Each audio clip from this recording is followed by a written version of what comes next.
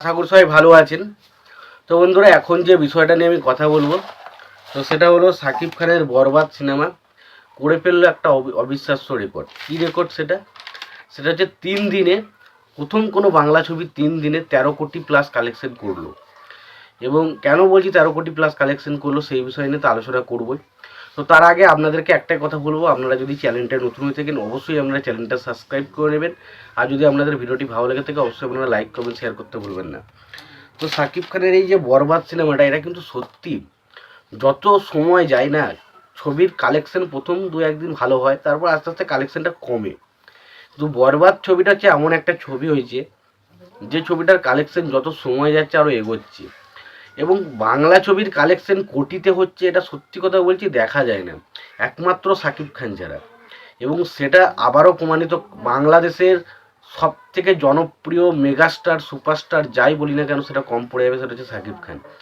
এবং সেটা যে আমরা শুধু মুখে বলছি সেটা না, বক্স অফিসে তার ফলাফল, বক্স অফিসে তার ছবির যে ভার্ডিক্ট, সেটা প্রমাণ করে দিচ্ছে যে সাকিব খানের ক্রেজ কত দূর, তার লেভেল কত। এবারে অনেকে আবার অন্তরাত্মা ছবিটা নিয়ে কথা বলবে।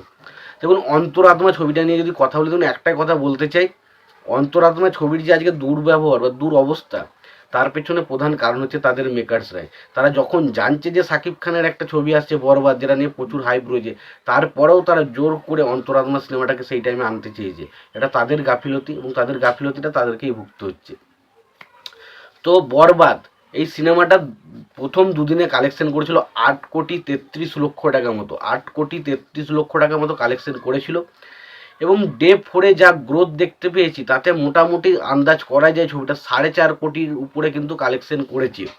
এবং টোটাল ছবিটার কালেকশন কিন্তু 13 কোটি গ্রস কালেকশন কিন্তু ওভারঅল করেছে। এবার যদি আমরা সেটা নেট বলি, মোটামুটি নেট 9.5 থেকে 9 থেকে 9.5 কোটি টাকা তো ওভারঅল নেট কালেকশন করেছে, গ্রস হচ্ছে এই গোটা। এবার যদি মাল্টিপ্লেক্স ট্রেনের কালেকশনটা নিয়ে কথা বলি, দেখুন মাল্টিপ্লেক্স ট্রেনে আবারও 32% গ্রোথ দেখেছিল ছবিটার টোটাল 56টা শো পেয়েছিল তৃতীয় দিনে। এবং তার মধ্যে স্টার সিনেপ্লেক্সের 44টা শোয়ের মধ্যে 42টা শো ছিল হাউসফুল, এবং 2টো শো ছিল অলমোস্ট ফুল। 95% অকুপেন্সি, মানে বুঝতে পারছেন কি অবস্থা, মানে কোনো রকম সিট ফাঁকা ছিল না। এবং জ্ঞান সিলেট যেখানে 3টে শো ছিল তার মধ্যে 2টো শো হাউসফুল ছিল, এবং সায়ন লীলামাসে 9টা শোয়ের মধ্যে 9টা শোই ছিল হাউসফুল। এবং ছবিটা মাল্টিপ্লেক্স ট্রেন থেকে 3 দিনে কালেকশন করেছে 1,31,00,000 টাকা। 1,31,00,000 টাকা ছবিটা 3 দিনে শুধুমাত্র মাল্টিপ্লেক্স ট্রেন থেকে কালেকশন করেছে। তো এইভাবে যদি 3 দিনে মাল্টিপ্লেক্স ট্রেন কালেকশন করে, সেটার 5 থেকে 6 ডবল কালেকশন মোটামুটি সিঙ্গেল স্ক্রিন মাল্টিপ্লেক্স মিলিয়ে আসে। 5 থেকে 6 ডবল যদি কালেকশনটা ধরি, সেটা মিনিমাম দাঁড়ায়। এবার দেখুন, সত্যি কথা বলতে আমাদের এখানে যেমন সিঙ্গেল স্ক্রিন কমে গেছে, বাংলাদেশেও সিঙ্গেল স্ক্রিন রয়েছে, কিন্তু বাংলাদেশের সিঙ্গেল স্ক্রিনের বেশিরভাগ কালেকশনটাই আসে সাকিব খানের ছবির কালেকশন।